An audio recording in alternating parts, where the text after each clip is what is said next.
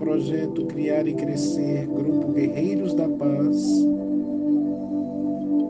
reflexões edificantes, com base no livro Jesus no Lar, de Neio Lúcio Espírito, psicografado por Francisco Cândido Xavier, capítulo 7.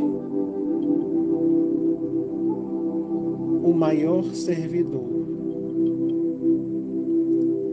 Presente à reunião familiar, Filipe, em dado instante, perguntou ao Divino Mestre: Senhor, qual é o maior servidor do Pai entre os homens na terra? Jesus refletiu alguns minutos e contou. Grande multidão se congregava em extenso campo, quando aí estacionou o famoso guerreiro, carregado de espadas e medalhas, que passou a dar lições de tática militar, concitando os circunstantes ao aprendizado da defesa. O povo começou a fazer exercícios laboriosos, dando saltos e entregando-se a perigosas corridas sem proveito real. Todavia, continuou como dantes, sem rumo e sem júbilo, perdendo muitos jovens nas atividades preparatórias de guerra provável.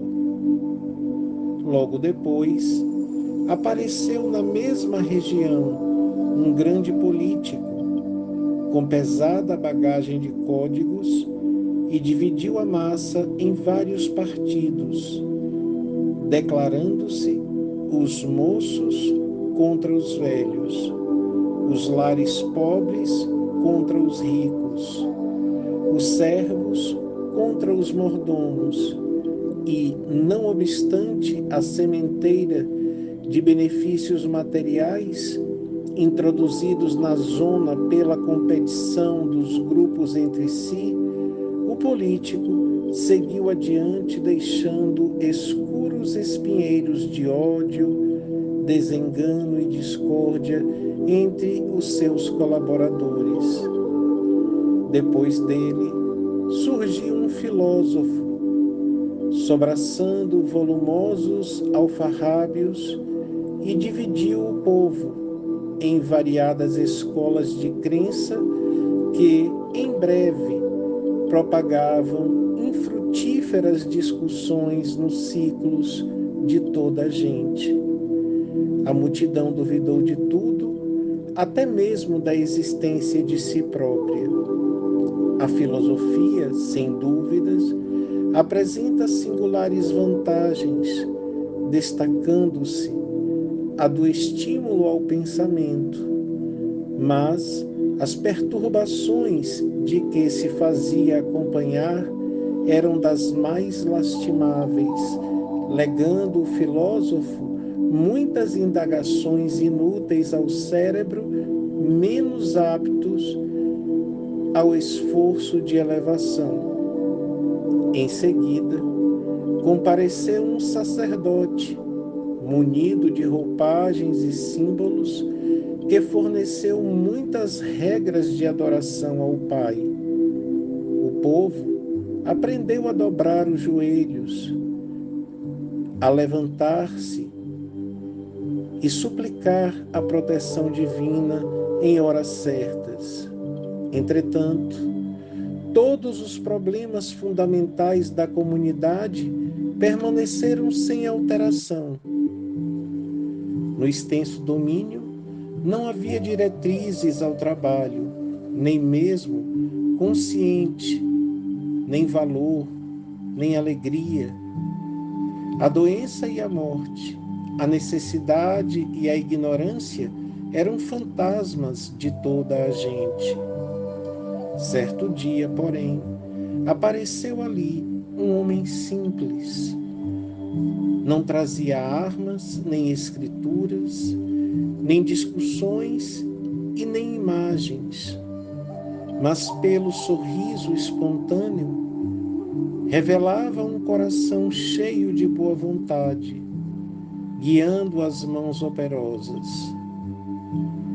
Não pregava doutrinas espetacularmente, todavia, nos gestos de bondade pura e constante, rendia culto sincero ao Todo-Poderoso. Começou a evidenciar-se, lavrando uma nesga no campo e adornando-a de flores e frutos preciosos. Conversava com os companheiros de luta, aproveitando as horas no ensinamento fraterno e edificante, e transmitia suas experiências a todos os que propusessem ouvi-lo. Aperfeiçoou a madeira, plantou árvores benfeitoras, construiu casas e instalou uma escola modesta. Em breve, ao redor dele, viçavam a saúde e a paz, a fraternidade e as bênçãos do serviço, a prosperidade e o contentamento de viver. Com o espírito de trabalho e educação que ele difundia, a defesa era boa, a política ajudava, a filosofia era preciosa e o sacerdócio era útil, porque todas as ações no campo permaneciam agora presididas pelo santo imperativo da execução do dever pessoal no bem de todos. Calou-se o Cristo, mas a assistência reduzida não ousou qualquer indagação. Após contemplar o horizonte longínquo, em longos instantes de pensamento mudo, o mestre terminou. Em verdade, há muitos trabalhadores no mundo que merecem a bênção do céu pelo bem que proporcionam ao corpo e à mente das criaturas. Mas aquele que educa o Espírito Eterno, ensinando e servindo, paira acima de todos. Neio Lúcio.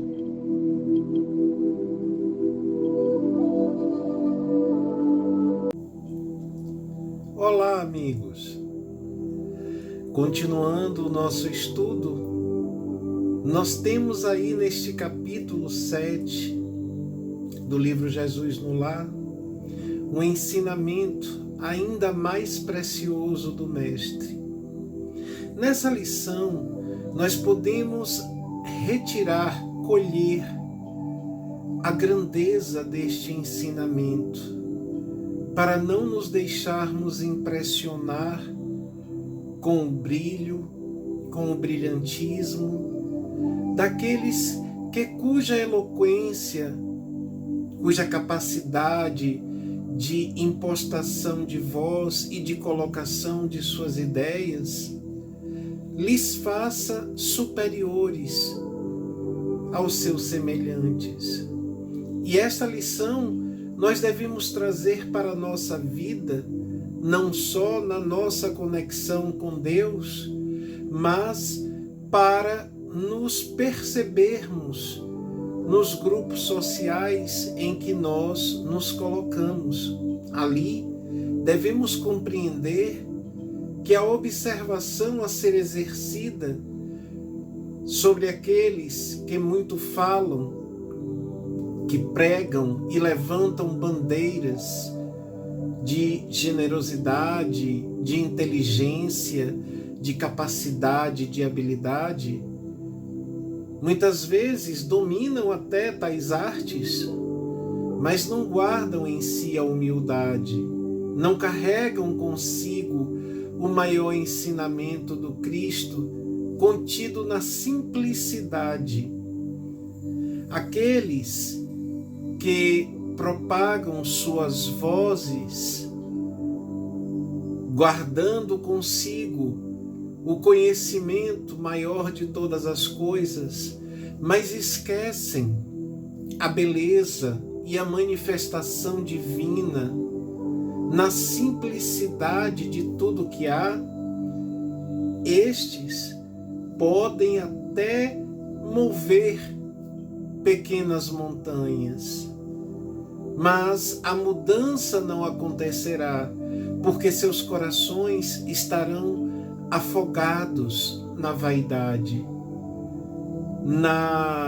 no fascínio por acreditarem que são superiores àqueles cuja inocência ou ignorância lhes privam da capacidade de discernimento. Entretanto, quando nos baseamos nesta lição que nos é trazida pelo Cristo, nós entendemos que ao observarmos muito mais as ações, as iniciativas, os feitos daqueles que são exemplo para nós, os verdadeiros exemplos, e que guardam no silêncio e na simplicidade a capacidade grandiosa de realizar a fraternidade, a solidariedade, de empreender seus esforços no ensinamento daqueles que estão menos adiantados ou que não estão tão preparados quanto, mas que sabe que ninguém é tão sábio, tão conhecedor que não possa aprender com o outro que está menos adiantado que este no conhecimento, mas certamente tem alguma coisa de preciosa para lhe ensinar. Então, troca as experiências e com simplicidade o conhecimento vai sendo instituído e naturalmente a consciência vai ampliando e a percepção de Deus vai se fazendo. Por isso, meus irmãos, é que devemos sempre lembrar que a palavra pode até convencer por algum tempo, mas só o exemplo vai arrastar. As nossas atitudes devem falar muito mais que as nossas palavras. O nosso empenho, o nosso esmero em trazer o que de melhor há em nós, colocando em prática, através dos exemplos que nós podemos deixar para aqueles que estão próximos a nós, será a maior identificação de que somos, sim, designados por Deus para fazermos a diferença, para estarmos no caminho do crescimento, da evolução, contribuindo com amor, com afeto e, sobretudo, com simplicidade para o crescimento alheio, onde dar-se-á o crescimento de todos nós juntos.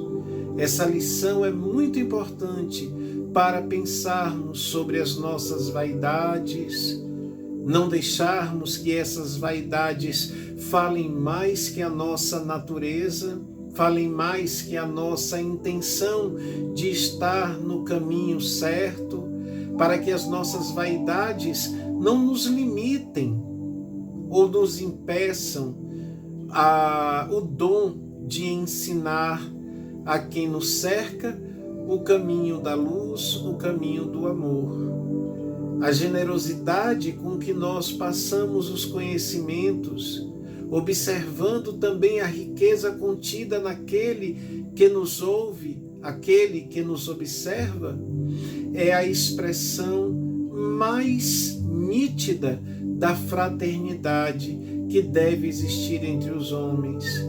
E a humildade carregada por estes, que são capazes de passar o que de melhor têm em si e do conhecimento que guardam, é a voz de Deus conclamando a todos ao exercício do bem, ao exercício do amor, porque como nos ensina esta lição do livro Jesus no Lar, nós aprendemos que aqueles que plantam coisas boas são abençoados são gratificados, mas aqueles que fazem acontecer as coisas boas estão acima, estão bem acima dos que se dizem mensageiros do bem.